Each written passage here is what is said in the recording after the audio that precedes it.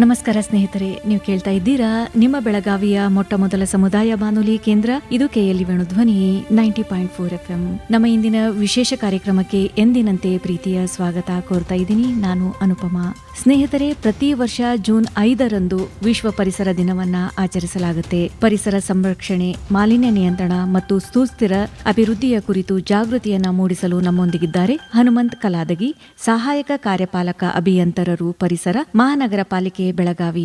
Sir ನಮಸ್ತೆ, ಕಾರ್ಯಕ್ರಮಕ್ಕೆ ಸ್ವಾಗತ. ನಮಸ್ತೆ ಮೇಡಮ್. ಸರ್, ಮೊದಲಿಗೆ ವಿಶ್ವ ಪರಿಸರ ದಿನದ ಮಹತ್ವವನ್ನು ತಿಳಿಸ್ಕೊಡಿ ಸರ್. Okay madam. ಈ ಜೂನ್ 5 ಯಾಕೆ ವಿಶ್ವ ಪರಿಸರ ದಿನಾಚರಣೆ ಪ್ರಾರಂಭ ಮಾಡಿದ್ರಂದರೆ, ಪ್ರತಿ ವರ್ಷ ಮಳೆಗಾಲ ಪ್ರಾರಂಭ ಆಗೋದ ದಿವಸ ಅಂದರೆ ಆ ಮಂತು ಮಾನ್ಸೂನ್ ಸ್ಟಾರ್ಟ್ ಆಗುತ್ತಲ್ಲ, ಹಾಗಾಗಿ ಸಸಿ ನೆಡುವ ಕಾರ್ಯಕ್ರಮ ಅಂತ ಹಿಂದೆ ಆಗ್ತಾಯಿತ್ತು. ಗಿಡ ನೆಡೆಸಲಾಗಿ ಇದು ವಿಶ್ವ ಪರಿಸರ ದಿನಾಚರಣೆ ಅಂತ ಹಿಂದಿಂದ ಹೆಂಗೆ ಮಾಹಿತಿ ಇವತ್ತು ಹಂಗೆ ಇದೆ. ಬಟ್ ಆ್ಯಕ್ಚುಲಿ ಅದು ಹಂಗಲ್ಲ. ಅದು ಈಗ 1986 ಏನು ಆ್ಯಕ್ಟ್ ಇದೆ. ಆ ಆ್ಯಕ್ಟ್ ಪ್ರಕಾರ ಏನಂತೀವಿ ನಾವು, ಪೊಲ್ಯೂಷನ್ ಕಂಟ್ರೋಲ್ ಅಂತೇಳಿ, air pollution, water pollution and solid waste management, ಈ ಥರ ಒಂದು ಏನು ಪರಿಸರ ನಾಶ ಆಗ್ತದೆ ಆ ವಿಷಯ ಕುರಿತು ವಿಶ್ವ ಪರಿಸರ ದಿನಾಚರಣೆ ಜೂನ್ 5 ಸ್ಟಾರ್ಟ್ ಮಾಡಿದರು. ಬಟ್ ಅದೇನಾಗ್ತಾಯಿದೆ, ಕೇವಲ ಇತ್ತಿನ ದಿವಸಗಳಲ್ಲಿ ಬರೀ ಗಿಡ ನೆಡೋದು ಮಾತ್ರ ವಿಶ್ವ ಪರಿಸರ ದಿನಾಚರಣೆ ಅಂತ. ಬಟ್ ಹಾಗಾಗಲ್ಲ. ಅದು ಮಳೆಗಾಲ ಪ್ರಾರಂಭ ಆಗುತ್ತೆ ಅನ್ನೋ ಸಲುವಾಗಿ ಒಂದು ಗಿಡ ನೆಡೋಕೆ ಕಾರ್ಯಕ್ರಮ ಹಿಂದಿನಂತೆ ಸ್ಟಾರ್ಟ್ ಆಗಿತ್ತು. ಬಟ್ ನಾವು ಬರೀ ಗಿಡ ನೆಡೋದು ಒಂದೇ ಅಲ್ಲ, ಬಟ್ ಇತರೆ ಪರಿಸರದಲ್ಲಿ ಏನು ನಾಶ ಆಗ್ತಾಯಿದೆ, ಜನರಿಗೆ ಏನು ತೊಂದರೆ ಆಗ್ತಾಯಿದೆ, ಅವೆಲ್ಲವನ್ನು ನಿಯಂತ್ರಣ ಮಾಡೋದಕ್ಕೆ ಪರಿಸರ ದಿನಾಚರಣೆ ಆಚರಣೆ ಮಾಡಬೇಕಾಗತ್ತೆ. ಏನು ಏರ್ ಪೊಲ್ಯೂಷನ್ ಆಗಲಿ, ವಾಟರ್ ಪೊಲ್ಯೂಷನ್ ಆಗಲಿ, ಇವನ್ ಲ್ಯಾಂಡ್ ಪೊಲ್ಯೂಷನ್ ಅಂತೀವಿ ನಾವು. ಸೊ ವಿವಿಧ ಥರದಲ್ಲಿ ಅದ್ರಾಗೆ ಲಿಕ್ವಿಡ್ ವೇಸ್ಟ್ ಅಂತ ಬರುತ್ತೆ, ಸಾಲಿಡ್ ವೇಸ್ಟ್ ಅಂತ ಬರುತ್ತೆ, ಏರ್ ಪೊಲ್ಯೂಷನ್ ಅಂತ ಬರುತ್ತೆ. ಡಿಫ್ರೆಂಟ್ ಇದೆ ಕ್ಯಾಟಗರಿ. ಸೊ ಹಾಗೆ ಈಗ ಮುಖ್ಯ ನಾವು ಈಗ ಗಿಡ ನೆಡೋದ್ರ ಬಗ್ಗೆ ಮೊದಲು ಹೇಳ್ತಾ ಇದ್ದೀನಿ. ಒಬ್ಬ ಮನುಷ್ಯ ಇಡೀ ವರ್ಲ್ಡಲ್ಲಿ ಚೆನ್ನಾಗಿ ಉಸಿರಾಟ ಮಾಡ್ಕೊಂಡು ಬದುಕಬೇಕಾದ್ರೆ ಕನಿಷ್ಠ ಒಬ್ಬ ಮನುಷ್ಯಾಗ 7ರಿಂದ 8 ಗಿಡ ಬೇಕು, ಅಂದ್ರೆ ಮರ ಬೇಕು. ಮಿನಿಮಮ್ 7ರಿಂದ 8. ಸೊ ಅದರಿಂದ 100 to 120 kg ಆಕ್ಸಿಜನ್ ಬೇಕಾಗುತ್ತೆ ಒಬ್ಬ ಮನುಷ್ಯಂಗೆ ಪರ್ ಡೇ ಎವರೇಜ್. ಬಟ್ ನಮ್ಮ ಇಂಡ್ಯಾದಲ್ಲಿ 28 ಟ್ರೀಸ್ ಇದ್ದಾವೆ ಪರ್ ಪರ್ಸನ್. ಸೊ ರಿಕ್ವೈರ್ಮೆಂಟಿಗಿಂತ it's good. But and average, world average, ಒಂದು ಗ್ಲೋಬಲ್ ಎವರೇಜ್ ಅಂತ ತೆಗೆದಿರ್ತಾರೆ. ಒಬ್ಬ ಮನುಷ್ಯನಿಗೆ 422 ಗಿಡ ಇರಬೇಕು, ಮರಗಳು ಬೇಕು. ಹೆಲ್ದಿ ಮನುಷ್ಯ ಆಗಿರ್ಬೇಕಂದ್ರೆ, ಚೆನ್ನಾಗಿರ್ಬೇಕಂದ್ರೆ, ಗುಡ್ ಎನ್ವೈರ್ಮೆಂಟ್ ಅಂದರೆ 422 ಮರಗಳು ಬೇಕೇ ಬೇಕು. ಇದು ವರ್ಲ್ಡ್ ಗ್ಲೋಬಲ್ ಎಸ್ಟಿಮೇಷನ್ ಮಾಡಿದ್ದು. ನಮ್ಮ ಇಂಡ್ಯಾದಲ್ಲಿರೋದು ಕೇವಲ 28. ಒಬ್ಬ ಮನುಷ್ಯನಿಗೆ ಅಂದರೆ 100 to 120 kg oxygen per day ಬೇಕು. ಸೊ ಇನ್ನೂ ನಾವು ಭಾಳ ಅಂದರೆ ಭಾಳ ಕಡಿಮೆಯಲ್ಲಿ ನಾವು ಮರಗಳನ್ನು ಇದ್ದಾವೆ ನಮ್ಮ ಇಂಡ್ಯಾದಲ್ಲಿ. ಬಟ್ ನಾವು ಬೆಳೆಸ್ತಾ ಇದ್ದೀವಿ, ವರ್ಷ ಹಚ್ತಾ ಇದ್ದೀವಿ, ಬಟ್ ಮೇಂಟೆನೆನ್ಸ್ ಆಗ್ತಾಯಿಲ್ಲ. ಅವು ಬೆಳೆದು ಇಲ್ಲೋ, ಬರೀ ಅವತ್ತಿನ ದಿವಸ ಜಸ್ಟ್ ವಿಶ್ವ ಪರಿಸರ ದಿನಾಚರಣೆ ಅಂತ ಹೇಳ್ಬಿಟ್ಟು ಗಿಡ ನೆಟ್ಟು ಹೋಗೋರು ಭಾಳ ಇಂಡ್ಯಾದಲ್ಲಿ. ಬಟ್ ಅದು ಎಷ್ಟರ ಮಟ್ಟಿಗೆ ಅದು ಸರ್ವವಾಗಿ ಮರವಾಗಿ ನಮಗೆ ಆಕ್ಸಿಜನ್ ಕೊಡುತ್ತೋ ಇನ್ನೂವರೆಗೂ ಅಷ್ಟೊಂದು ಕರೆಕ್ಟಾಗಿ ಡಾಟಾ ಸಿಗ್ತಾಯಿಲ್ಲ. ಸೊ ಹಾಗಾಗಿ ಇದರಲ್ಲಿ ತಮಗೆಲ್ಲರಿಗೂ ಗೊತ್ತು, 2 ಥರ ನಾವು ಫಾರೆಸ್ಟನ್ನು ಬೆಳೆಸುವ ಕಾರ್ಯಕ್ರಮ ಇರುತ್ತೆ. ಒಂದು ನಗರ ಪ್ರದೇಶ, ಇನ್ನೊಂದು ಫಾರೆಸ್ಟ್. ಅಂದರೆ ಫಾರೆಸ್ಟ್ ಏನು ಜಾಗ ಇರುತ್ತಲ್ಲ ಗುಡ್ಡಗಾಡಲ್ಲಿ, ಆ ಥರ. ಈ ಇತ್ತಿತ್ತಲಾಗಿ ನಗರ ಪ್ರದೇಶಗಳಲ್ಲಿ ಇದಕ್ಕೆ ಜಾಸ್ತಿ ನಾವು ಮಹತ್ವವನ್ನು ಕೊಡಬೇಕಾಗತ್ತೆ. ಯಾಕಂದರೆ ಜಾಸ್ತಿ ಜನಸಂಖ್ಯೆ ಅಥವಾ ಜನ ಬದುಕೋದೇ ನಗರ ಪ್ರದೇಶದಲ್ಲಿ ಮತ್ತು ಹಳ್ಳಿ ಪ್ರದೇಶ. ಡೇ ಬೈ ಡೇ ನಗರ ಪ್ರದೇಶದಲ್ಲೇ ಜೀವನ ಮಾಡ್ತಾ ಜನರು ಜಾಸ್ತಿ ಆಗ್ತಾಯಿದೆ. ಮೊದಲು ಜಸ್ಟ್ 30% ಅಂದರೆ 100ಕ್ಕೆ 30 ಜನ ಇತ್ತು. ಇವಾಗ ಅದು ಆಲ್ಮೋಸ್ಟ್ 50 ಹತ್ರ ಬರ್ತಾಯಿದೆ. ಅವಾಗ ರೂರಲ್ದಾಗ ಜಾಸ್ತಿ ಇರ್ತಿದ್ರು. ಡೇ ಬೈ ವರ್ಷ ಇನ್ಕ್ರೀಸ್ ಏನಾಗ್ತಾಯಿದೆ, ನಗರ ಪ್ರದೇಶಗಳಿಗೆ ಬರುವಂಥವ್ರು ಜಾಸ್ತಿ ಆಗ್ತಾಯಿದ್ದಾರೆ. ಹಾಗಾಗಿ ನಗರದಲ್ಲಿ ನಾವು ಏನು ಖಾಲಿ ಜಾಗ ಆಯಿತು, ಇನ್ನಿತರ ಪ್ರದೇಶಗಳಲ್ಲಿ ಗಿಡವನ್ನು ನೆಡೋ ಕಾರ್ಯಕ್ರಮ ಜಾಸ್ತಿ ಆಗ್ತಾಯಿದೆ. ಸರ್ಕಾರಗಳ ನಿರ್ದೇಶನಗಳು ಬರ್ತಾಯಿದ್ದಾವೆ. ಆ ಥರ ಪ್ರತಿ ವರ್ಷ ಮಾಡ್ತಾಯಿದ್ದಾರೆ. ಆದಾಗ್ಯೂ ಈಗ ಜಸ್ಟ್ ಒಂದು ವಾರದ ಹಿಂದೆ ನಮ್ಮ ಕರ್ನಾಟಕ ಸರ್ಕಾರದಿಂದ 100 ನಗರಗಳನ್ನು ಆಯ್ಕೆ ಮಾಡಿ ಆದೇಶ ಮಾಡಿದ್ದಾರೆ. ಅದರಲ್ಲಿ ಬೆಳಗಾವಿ ಒಂದು. 100 ನಗರದಲ್ಲಿ ಬೆಳಗಾವಿ ಒಂದು. ಸಣ್ಣ ನಗರ, ಮೀಡಿಯಮ್, ಆಮೇಲೆ ಮಹಾನಗರ ಪಾಲಿಕೆ. ಹೀಗಾಗಿ 100 ಏನು ಸಿಟೀಸ್ ಸಿಲೆಕ್ಟ್ ಮಾಡಿದ್ರೆ ಅದರಲ್ಲಿ ಬೆಳಗಾವಿ ಒಂದು. ಮಿಯಾವಾಕಿ ಅಂತ ಒಂದು ಕಾರ್ಯಕ್ರಮ. ಕನಿಷ್ಠ ನಾವು ನಮ್ಮ ಸಿಟಿ ಒಳಗೆ ಮಿನಿಮಮ್ 2 ಎಕರೆಯಿಂದ 10 ಎಕರೆವರೆಗೂ ಗಿಡ ನೆಡಲೇಬೇಕು. ಸೊ ಅದಕ್ಕೆ ನಮ್ಮ ಮಹಾನಗರ ಪಾಲಿಕೆ ಈಗ ಬರುವ 5ನೇ ತಾರೀಕು ಅಂದರೆ ವಿಶ್ವ ಪರಿಸರ ದಿನಾಚರಣೆ ದಿವಸ ಮಹಾಂತೇಶ್ ನಗರ ಮತ್ತು ಶ್ರೀನಗರದಲ್ಲಿ 1 ಎಕರೆ ಲ್ಯಾಂಡ್ ಐಡೆಂಟಿಫೈ ಮಾಡಿದ್ದೀವಿ. ಸುಮಾರು ಗಿಡಗಳನ್ನು ಎಷ್ಟು ಸಾಧ್ಯ ಆಗುತ್ತೆ ಅಷ್ಟೆಲ್ಲ ವಿವಿಧ ಪ್ಲಾಂಟ್ಗಳನ್ನು ನಾವು ಅವತ್ತು ನೆಡ್ತಾ ಇದ್ದೀವಿ. ಇದು ಪ್ಲಾಂಟ್ ನೆಡುವ ಒಂದು ಪಾರ್ಟ್ ಆದರೆ ಸಂರಕ್ಷಣೆಗೆ ಒಂದು ಪಾರ್ಟ ಜವಾಬ್ದಾರಿ ಕೊಡ್ತಾಯಿದ್ದೀವಿ.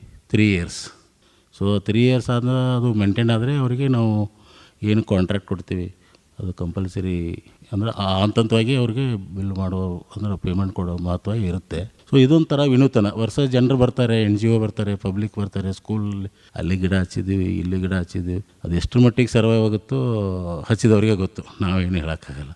ಸೊ ಹಾಗಾಗಿ ನಮ್ಮ ಇಂಡಿಯಾ ಜನಸಂಖ್ಯೆ ಹೀಗಾಗಿ ತಮಗೆಲ್ಲರಿಗೂ ಗೊತ್ತಿದೆ, ವರ್ಲ್ಡ್ನಲ್ಲಿ ನಂಬರ್ 1 ಹೈಯೆಸ್ಟ್ ಜನಸಂಖ್ಯೆ ಇರೋದು ಇಂಡಿಯಾದಲ್ಲಿ. ಫಸ್ಟ್ ಚೀನಾ ಇತ್ತು, ಈ ಚೀನಾನ ಕ್ರಾಸ್ ಮಾಡಿ ಇಂಡಿಯಾನೇ ಇರೋದು. ಹಾಗಾಗಿ ಜನಸಂಖ್ಯೆ ಇರೋದರಿಂದ ಹೆಚ್ಚು ಮರಗಳ ಭಾಳ ಅವಶ್ಯಕತೆ ಇದೆ. ಕೇವಲ 28 ಮರಗಳಲ್ಲಿ ನಾವು ಇದ್ದೀವಿ ಒಬ್ಬ ಮನುಷ್ಯನಿಗೆ. ಬೇಕಾಗಿದ್ದು 422 ಮರಗಳು. ಇನ್ನು ವರ್ಲ್ಡ್ನಾಗ ಹೈಯೆಸ್ಟ್ ಮರಗಳು ಇರುವಂಥ ದೇಶ ಯಾವುದಂದರೆ ರಷ್ಯಾ, ನೆಕ್ಸ್ಟ್ ಬಂದರೆ Canada, next Brazil, next USA. ಹೀಗೆ ರಷ್ಯಾದಲ್ಲಿ 642 ಮರಗಳಿದ್ದಾವೆ ಒಬ್ಬ ಮನುಷ್ಯನಿಗೆ, 642. ನೆಕ್ಸ್ಟ್ ಕೆನಡಾ ಬಂದರೆ 328, ಬ್ರೆಜಿಲ್ ಬಂದರೆ 302, ಆಮೇಲೆ USA ಅಮೇರಿಕಾದಲ್ಲಿ 228 ಮರಗಳು ಸದ್ಯಕ್ಕೆ ಆ್ಯಸ್ ಪರ್ ಡಾಟಾ ಇದ್ದಾವೆ. ಸೊ ಇವೆಲ್ಲ ಕಂಪೇರ್ ಮಾಡಿದ್ರು ನಮ್ಮ ಇಂಡಿಯಾ ಇಸ್ ವೆರಿ ಲೆಸ್, ಭಾಳ ಕಡಿಮೆ, ಜಸ್ಟ್ 28 ಇರೋದು. ಸೊ ಹಾಗಾಗಿ ನಾವು ಇನ್ನೂ ಹೆಚ್ಚು ಇದರಲ್ಲಿ ಮಹತ್ವವನ್ನು ಕೊಡಬೇಕಾಗತ್ತೆ, ಮರಗಳನ್ನು ಬೆಳೆಸಬೇಕಾಗತ್ತೆ. ಇದು ಭಾಳ ಮುಖ್ಯವಾದ ಪಾತ್ರ ಇದೆ. ಮರಗಳನ್ನು ನೆಡೆಸಿ ಅದರ ಒಂದು ಏನು ಸರ್ವೈವಲ್ ಫ್ಯಾಕ್ಟರ್, ಸಸ್ಟೈನಬಿಲಿಟಿ ನೋಡಬೇಕಾಗತ್ತೆ. ಇದು ಒಂದು ಮರಗಳ ಡಾಟಾ. ಸರ್, ಈಗ ಹೆಚ್ಚು ಮರಗಳನ್ನು ಬೆಳಿಬೇಕು ಅಂತ ತಾವು ತಿಳಿಸಿದ್ರಿ. ಇವಾಗ ಪರಿಸರ ಸ್ನೇಹಿ ವಾತಾವರಣವನ್ನು ನಿರ್ಮಿಸುವುದಕ್ಕಾಗಿ ಹೆಚ್ಚು ಮರಗಳನ್ನು ಬೆಳೆಯುವುದಕ್ಕಾಗಿ ಸಾರ್ವಜನಿಕರು ಏನು ಮಾಡಬೇಕು ಅಂತ ತಾವು ತಿಳಿಸ್ತೀರಿ? ಬಹಳ ಮಹತ್ವ ಇದೆ ಮೇಡಮ್. ಇದು ಸಾರ್ವಜನಿಕ ಪಾತ್ರ ಅಂದರೆ ಭಾಳ ಮಹತ್ವ. ಬರೀ ಸರ್ಕಾರಿ ಯೋಜನೆಗಳನ್ನು ಏನು ಕಾರ್ಯಕ್ರಮ ಅಷ್ಟೇ ಅಲ್ಲ, ಅದು ಸಾರ್ವಜನಿಕರ ಸಹಭಾಗಿತ್ವ ಅಥವಾ NGO, ಆಮೇಲೆ ಈ ಸಿಟಿ ಒಳಗೆ RW ಅಂತೀವಿ ನಾವು, ರೆಸಿಡೆನ್ಷಿಯಲ್ ವೆಲ್ಫೇರ್ ಅಸೋಸಿಯೇಷನ್.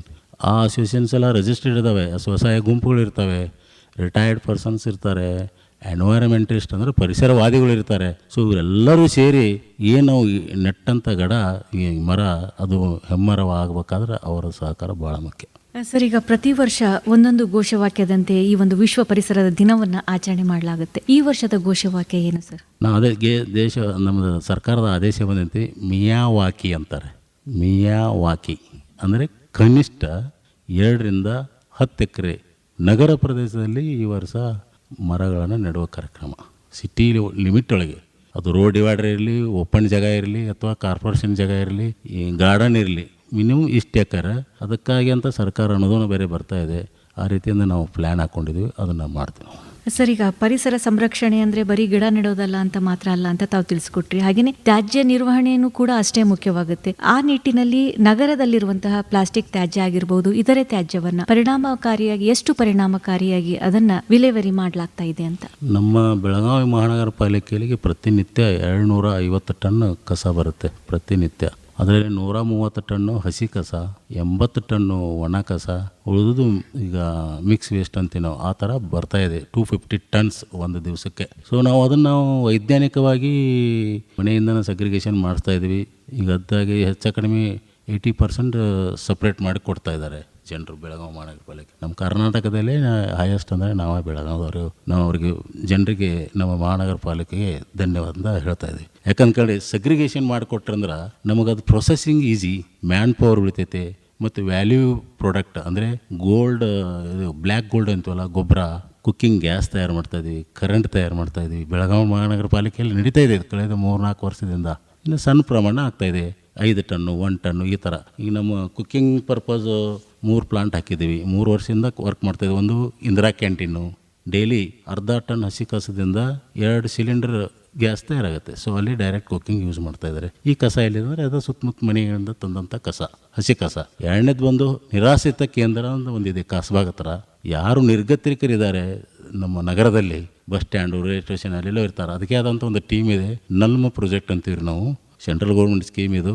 ಆ ಟೀಮ್ ಹೋಗಿ ಅವ್ರನ್ನ ಕರ್ಕೊಂಬಂದು ಅಲ್ಲಿ ಅವ್ರಿಗೆ ಶೆಲ್ಟರ್ ಅಂದರೆ ಅವ್ರಿಗೆ ಬೆಡ್ಡು ಎಲ್ಲ ವಸತಿ ಇರುತ್ತೆ, ಬ್ರೇಕ್ಫಾಸ್ಟ್ 2 ಹೊತ್ತು ಊಟ ಇರುತ್ತೆ, ಎಲ್ಲ ಫ್ರೀ.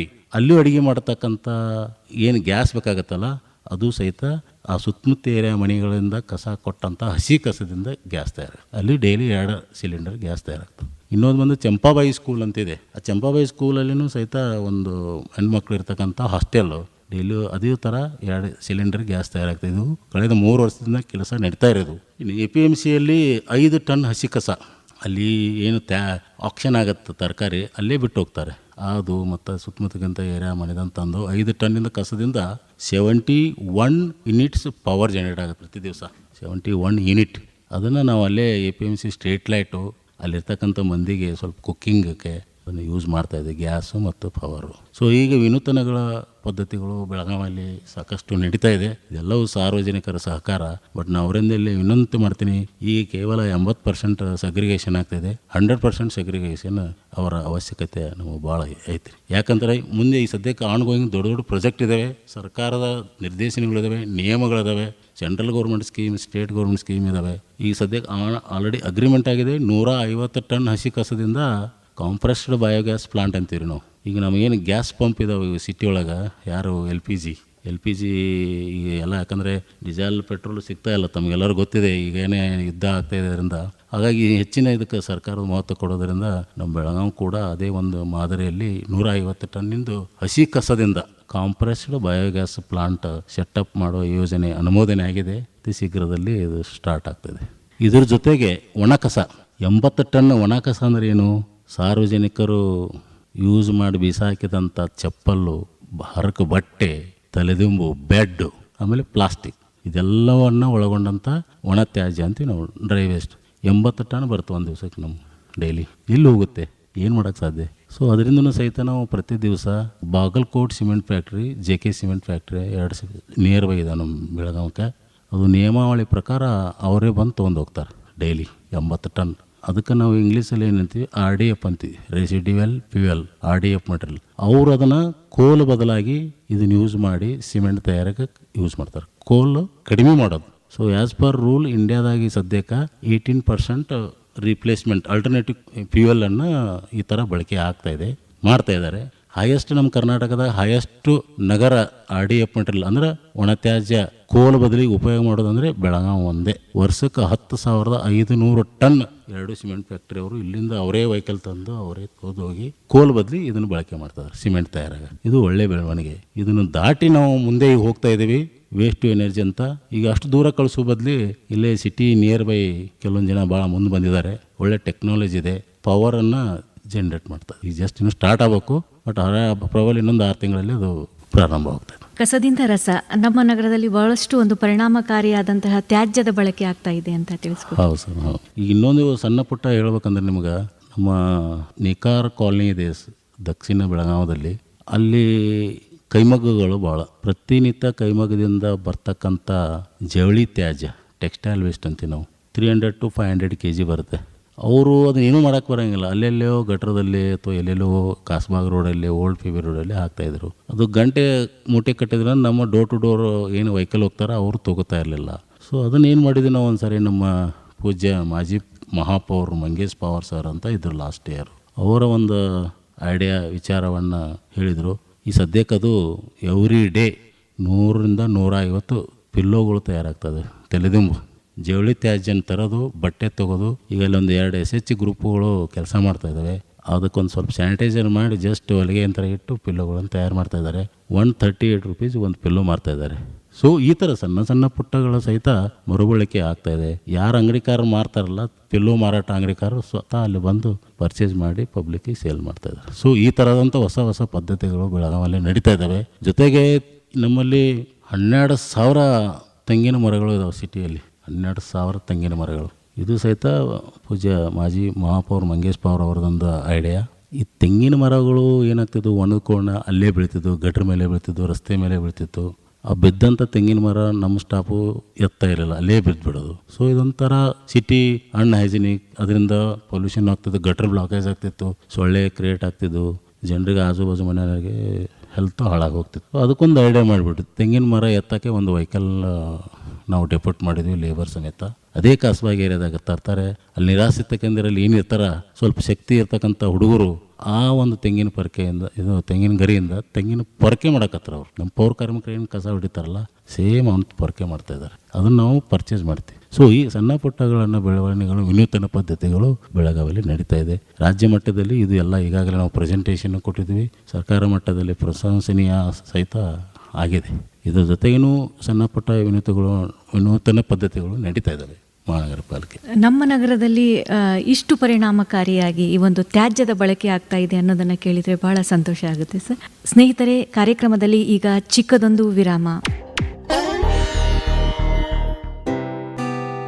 समझे आपकी हर हेल्थ प्रॉब्लम्स की बात, वर्ल्ड क्लास ट्रीटमेंट हर दिन और रात, केली का हाथ आपके साथ, आपके साथ.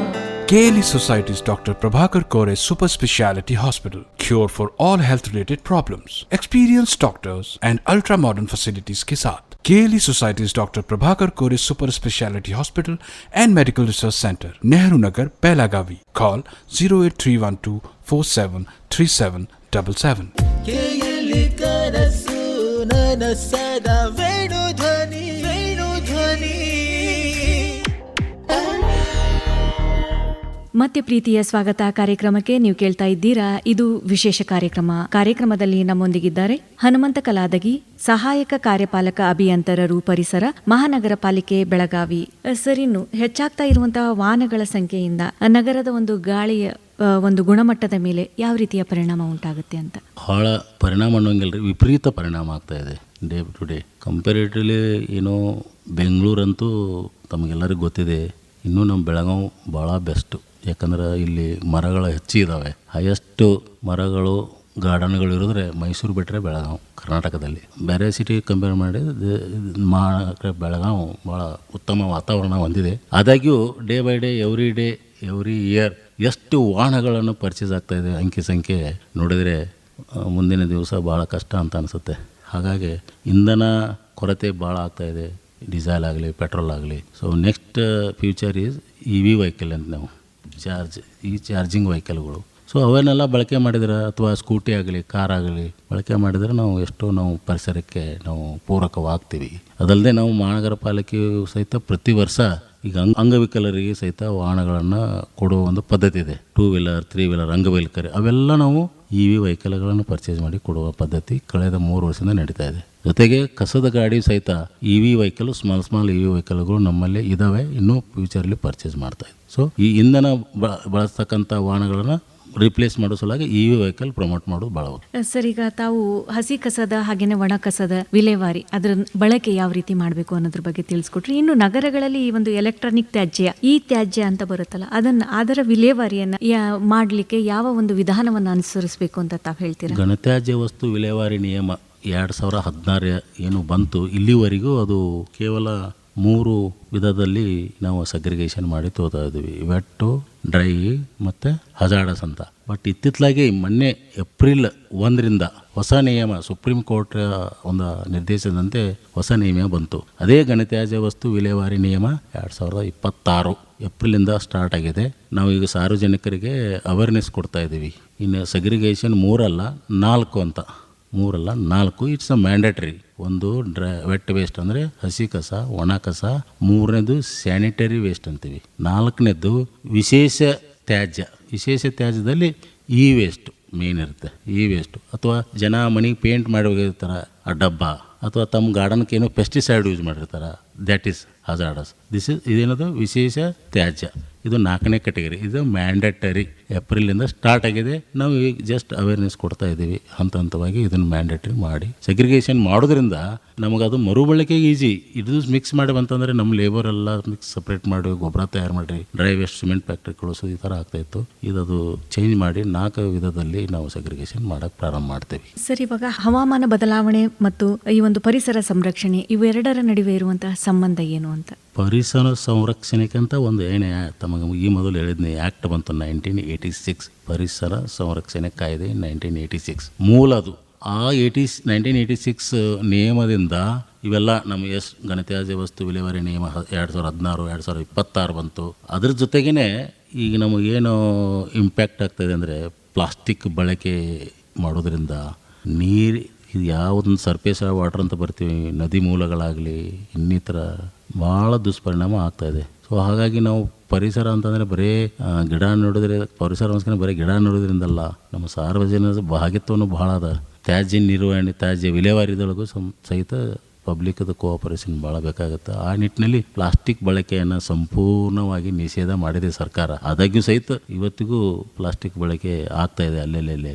ಎಷ್ಟಂತ ರೇಡ್ ಮಾಡೋದು ನಾವು. ಇಲ್ಲಿವರೆಗೂ ಕೇವಲ 2 ವರ್ಷದಲ್ಲಿ ಮಹಾನಗರ ಪಾಲಿಕೆ ನಮ್ಮ ವಿವಿಧ ತಂಡಗಳ ಮೂಲಕ 6 ಲಕ್ಷ ಫೈನ್ ಕಲೆಕ್ಟ್ ಮಾಡಿ ದಂಡ ಹಾಕಿ ಯಾರು ಪ್ಲಾಸ್ಟಿಕ್ ಮಾರ್ತಾರ ಅವರಿಗೆಲ್ಲ ದಾಳಿ ಮಾಡಿ ಅಂಗಡಿಗಳಿಂದ ಇಲ್ಲಿ 6 ಲಕ್ಷ ದಂಡ ಹಾಕಿದ್ವಿ. ಈ ನೆಕ್ಸ್ಟ್ ನಮಗೆ ಪವರ್ಸ್ ಇರೋದು FIR ಮಾಡೋಕೆ ನಮಗೆ ಪವರ್ಸ್ ಇಲ್ಲ, ಪರಿಸರ ಮಾಲಿನ್ಯ ಇಲಾಖೆಗೆ ಇದೆ. ಸೊ ಅವರಿಗೆ ನಾವು ದೂರ ಸಲ್ಲಿಸಿ FIR ಮಾಡಿದರೆ ಸ್ವಲ್ಪ ಇನ್ನೂ ಹೆಚ್ಚಿನ ಪರಿಣಾಮ ಆಗುತ್ತೆ ಅಂತ ನನ್ನ ಅಭಿಪ್ರಾಯ. ಸರ್, ಇನ್ನು ಈಗ ಶಾಲಾ ಕಾಲೇಜು ವಿದ್ಯಾರ್ಥಿಗಳಲ್ಲಿ ಈ ಒಂದು ಪರಿಸರ ಸಂರಕ್ಷಣೆಯ ಕುರಿತು ಹೆಚ್ಚಿನ ಒಂದು ಜಾಗೃತಿಯನ್ನು ಮೂಡಿಸೋದಕ್ಕಾಗಿ ಯಾವ ಕಾರ್ಯಕ್ರಮಗಳನ್ನು ಹಮ್ಮಿಕೊಳ್ಬೇಕು ಅಂತ ತಾವು ಹೇಳ್ತೀರಾ? ಇದು ಭಾಳ ಮುಖ್ಯ ರೀ. ಯಾಕಂತಂದರೆ ಈಗ ವಯಸ್ಕರಾಗಲಿ ಅಥವಾ ನಿವೃತ್ತರಾಗಲಿ ಆಸಕ್ತಿ ಕಡಿಮೆ ಅಂತ ಅನ್ನೋಂಗಿಲ್ಲ, ಅವ್ರದ್ದೇ ಆದಂಥ ಉದ್ಯೋಗದಲ್ಲಿ ಬ್ಯುಸಿ ಇರ್ತಾರೆ. ಬಟ್ ಬೇಗ ಅಟ್ರ್ಯಾಕ್ಟ್ ಆಗೋ ಅಂದರೆ ಮಕ್ಕಳಲ್ಲಿ, ಸ್ಕೂಲ್ ಕಾಲೇಜಲ್ಲಿ ನಾವು ಇದ್ರ ಬಗ್ಗೆ ಹೆಚ್ಚು ನಾವು ಅವೇರ್ನೆಸ್ ಕೊಟ್ಟರೆ ಇಂಪ್ಯಾಕ್ಟ್ ಆಗುತ್ತೆ, ಪರಿಣಾಮಕಾರಿ ಆಗುತ್ತೆ ಅನ್ನೋದು ನಮ್ಮ ಅಭಿಪ್ರಾಯ. ಬಟ್ ಆದಾಗಿ ನಮ್ಮ ಸ್ಕೂಲು ಕಾಲೇಜು ನಮ್ಮ ಮಹಾನಗರ ಪಾಲಿಕೆ ವತಿಯಿಂದ ಅವೇರ್ನೆಸ್ ಕೊಡೋ ಕಾರ್ಯಕ್ರಮ ನಡೀತಾನೆ ಇದೆ. ಈ ಘನತ್ಯಾಜ್ಯ ವಸ್ತು ವಿಲೇವಾರಿ ಆಗಲಿ ಅಥವಾ ಪ್ಲಾಸ್ಟಿಕ್ ಬಳಕೆ ಆಗಲಿ ಮಾಡ್ತಾ ಇದ್ವಿ. ಬಟ್ ಇನ್ನಷ್ಟು ಹೆಚ್ಚು ಪರಿಣಾಮ ಮಾಡ್ಬೇಕಾದ್ರೆ ಇನ್ನೂ ಹೆಚ್ಚು ಅವೇರ್ನೆಸ್ ಕೊಡಬೇಕಾಗುತ್ತೆ.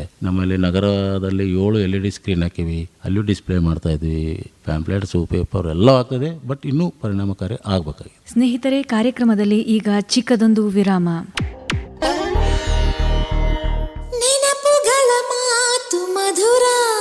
ಬೆಳಗಾವಿನ ಫಸ್ಟ್ ಕಮ್ಯುನಿಟಿ ಸ್ಟೇಷನ್ ಆದ ವೇಣುಧ್ವನಿ 90.4 FMಗೆ ಶುಭವಾಗಲಿ. ನಾನು ರಮೇಶ್ ಅರವಿಂದ್ ಮಾತಾಡ್ತಾ ಇದ್ದೀನಿ. ಪ್ರತಿಯೊಬ್ಬ ಕೇಳುಗರಿಗೂ ನನ್ನ ನಮಸ್ಕಾರಗಳು. ನೆನಪುಗಳ ಮಾತು ಮಧುರ.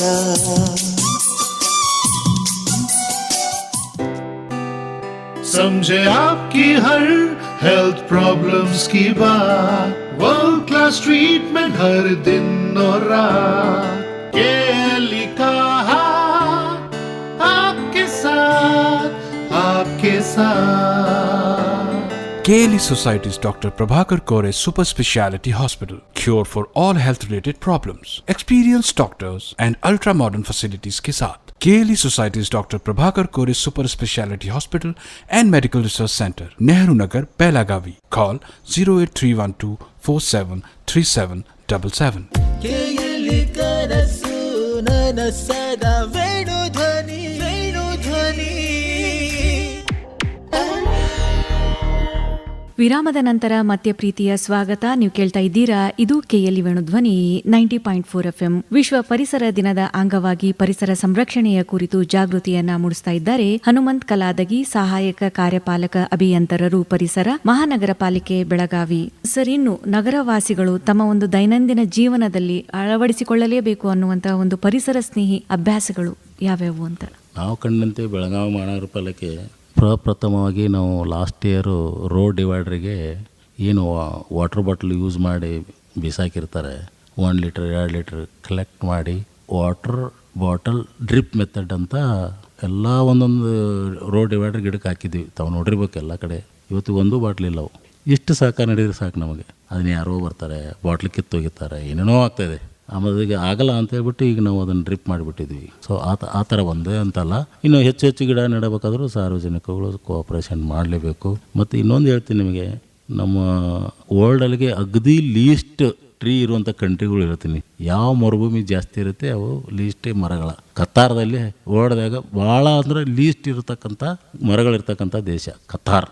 ಕೇವಲ 3ರಿಂದ 4 ಗಿಡಗಳ ಒಬ್ಬ ಮನುಷ್ಯನಿಗಿದಾವೆ ಅಲ್ಲಿ. ಸೊ ಹಾಗಾಗಿ ಅಲ್ಲಿ ಎಷ್ಟೊಂದು ತಾಪಮಾನ ಇರ್ಬೋದು, ವೇರಿಯೇಷನ್ ಆಗ್ತಾಯಿದೆ. ನಮ್ಮ ಬೆಳಗಾವದಲ್ಲಿ ನಾವು, ನನಗೆ ಗೊತ್ತಿಲ್ಲ ಬಟ್ ಹಳಬರು ಹೇಳ್ತಾ ಇದ್ದಾರೆ ಇಲ್ಲಿ ಲೋಕಲ್ ಸಿಟಿಜನ್ಸು, ಹಿಂದೆ ಬೇಸಿಗೆ ಕಾಲದಲ್ಲಿ ಫ್ಯಾನ್ ಸಹಿತ ಹಾಕ್ತಿರ್ಲಿಲ್ಲಂತೆ. ಬಟ್ ಇವಾಗ ಪ್ರೆಸೆಂಟ್ ಡೇ ಬೆಳಗಾವದಲ್ಲಿ ಫ್ಯಾನು AC ಕಂಪಲ್ಸರಿ ಅಂತ ಆಗ್ತಾಯಿದೆ. ಆ ಥರ ಒಂದು ಟೆಂಪ್ರೇಚರ್ ರೈಸ್ ಆಗ್ತಾಯಿದೆ ಅಂತ ಅನ್ನುವ ಮಾತುಗಳು ನಾವು ಕೇಳ್ಪಟ್ಟಿದ್ದೀನಿ. ಬಟ್ ಎಲ್ಲರೂ ಕೈ ಜೋಡಿಸ್ಬೇಕು.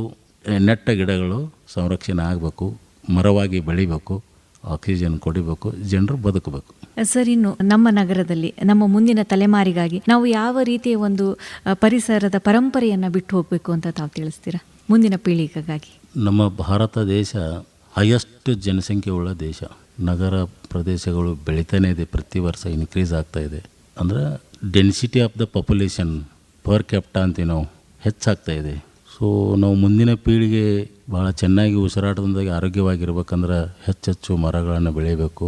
ಕಾಲಕ್ಕೆ ಬರ್ತಕ್ಕಂಥ ನಿಯಮಾವಳಿಗಳಾಗಲಿ, ಯಾವುದೇ ಒಂದು ತ್ಯಾಜ್ಯ ನಿರ್ವಹಣೆ ಆಗಲಿ ಅಥವಾ ಲಿಕ್ವಿಡ್ ವೇಸ್ಟ್ ಮ್ಯಾನೇಜ್ಮೆಂಟ್ ಅಂತೀವಿ ಇನ್ನೂ ಒಂದು ಭಾಗ, UGDಗಳು. ಈಗ ತಾವೆಲ್ಲರೂ ಏನೋ ಟಾಯ್ಲೆಟ್ಗಳನ್ನು ಯೂಸ್ ಮಾಡ್ತೀರಿ, ಮನೆಯಲ್ಲಿ ಬಟ್ಟೆ ಒಗಿತೀರಿ, ಆ ತ್ಯಾಜ್ಯ ನೀರು ಎಲ್ಲಿ ಹೋಗ್ಬೇಕು?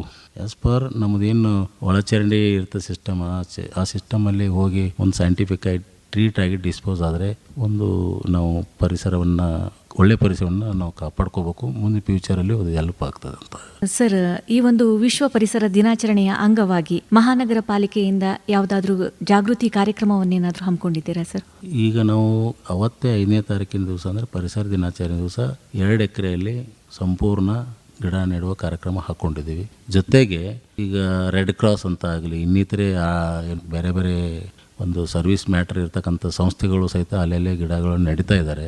ಆದಾಗ್ಯೂ ಸ್ಕೂಲ್ ಪ್ರಾರಂಭ ಆಗಿದೆ. ನಮ್ಮ ಮಹಾನಗರ ಪಾಲಿಕೆ ವತಿಯಿಂದ ಒಂದು ಸುಮಾರು 10-15 ತಂಡಗಳನ್ನು ರಚನೆ ಮಾಡಿದ್ದೀವಿ. ಸ್ಕೂಲ್ ಕಾಲೇಜಿಗೆ ಹೋಗಿ ಈ ಬಗ್ಗೆ ತ್ಯಾಜ್ಯ ನಿರ್ವಹಣೆ ಬಗ್ಗೆ, 4 ಟೈಪ್ ಸಗ್ರಿಗೇಷನ್ ಮಾಡುವ ಬಗ್ಗೆ ಅವೇರ್ನೆಸ್ ಕಾರ್ಯಕ್ರಮವನ್ನು ನಾವು ಹಮ್ಮಿಕೊಂಡಿದ್ವಿ. ಆ ಒಂದು ಕ್ರಿಯಾಯೋಜನೆ ಪ್ರಕಾರ ವರ್ಷ ಪೂರ್ತಿ ನಡೀತಾನೆ ಇರುತ್ತೆ. ಸರ್, ಕೊನೆಯದಾಗಿ ಈ ಒಂದು ವಿಶ್ವ ಪರಿಸರ ದಿನಾಚರಣೆಯ ಅಂಗವಾಗಿ ನಮ್ಮ KLE ವೇಣುಧ್ವನಿಯ ಮೂಲಕ ಕೇಳುಗರಿಗೆ ಯಾವ ಒಂದು ಸಂದೇಶವನ್ನು ಹೇಳಲಿಕ್ಕೆ ಇಷ್ಟಪಡ್ತೀರಾ? ನಾನು ಆ್ಯಕ್ಚುಲಿ ನಮ್ಮ ಆಫೀಸ್ ಕಾರ್ ಇದ್ದರೂ ಸಹಿತ ನಾವು ವೇಣುಧ್ವನಿ ಕೇಳ್ಕೊಂಡು ಹೋಗ್ತೀನಿ.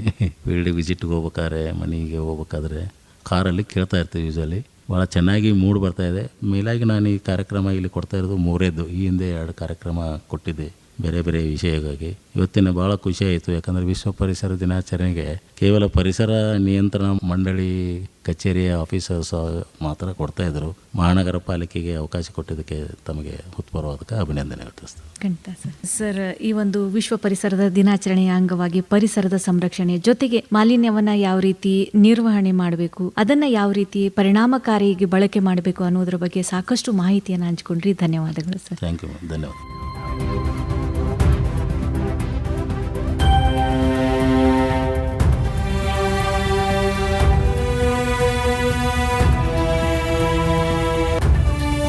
ಸ್ನೇಹಿತರೆ, ಇದಾಗಿತ್ತು ನಮ್ಮ ಇಂದಿನ ವಿಶೇಷ ಕಾರ್ಯಕ್ರಮದಲ್ಲಿ ವಿಶ್ವ ಪರಿಸರ ದಿನಾಚರಣೆಯ ಅಂಗವಾಗಿ ಪರಿಸರ ಸಂರಕ್ಷಣೆ ಹಾಗೂ ಮಾಲಿನ್ಯ ನಿಯಂತ್ರಣದ ಕುರಿತು ಮಾಹಿತಿಯನ್ನ ಹಂಚಿಕೊಂಡವರು ಹನುಮಂತ್ ಕಲಾದಗಿ, ಸಹಾಯಕ ಕಾರ್ಯಪಾಲಕ ಅಭಿಯಂತರರು ಪರಿಸರ, ಮಹಾನಗರ ಪಾಲಿಕೆ ಬೆಳಗಾವಿ. ಕಾರ್ಯಕ್ರಮದ ಕುರಿತು ನಿಮ್ಮ ಅನಿಸಿಕೆ, ಅಭಿಪ್ರಾಯ ಏನೇ ಇದ್ದರೂ ನಮಗೆ ತಿಳಿಸಬಹುದು. ನಮ್ಮ ದೂರವಾಣಿ ಸಂಖ್ಯೆ 9019049004. ಮತ್ತೊಂದು ವಿಶೇಷ ಕಾರ್ಯಕ್ರಮದೊಂದಿಗೆ ಮತ್ತೆ ಭೇಟಿ. ಹೀಗೆ ಕೇಳ್ತಾ ಇರಿ. ಇದು KLE ವೇಣುಧ್ವನಿ 90.4 FM. ನಮಸ್ಕಾರ.